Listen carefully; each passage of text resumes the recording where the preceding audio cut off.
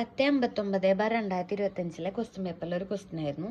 25:650 missing number കണ്ടുപിടിക്കാനാണ്. 35:12,1260 45-ൻ്റെയാണ് കണ്ടുപിടിക്കേണ്ടത്. അപ്പം നമുക്ക് 25-ൻ്റെ സ്ക്വയർ എത്രയാണെന്ന് അറിയാം, 625. അതിൻ്റെ ഒപ്പം 25 കൂട്ടിയപ്പോഴാണ് 650 കിട്ടണത്.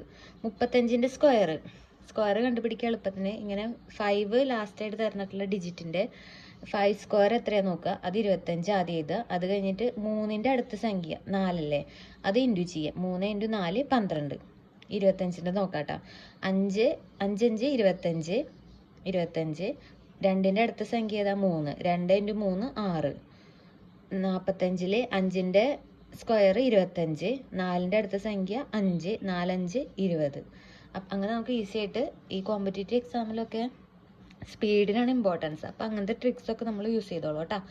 അപ്പോൾ 45-ൻ്റെ സ്ക്വയർ 2025, അതിൻ്റെ കൂടെ 45 ആഡ് ചെയ്തപ്പോൾ നമുക്ക് ആൻസർ കിട്ടി 2070.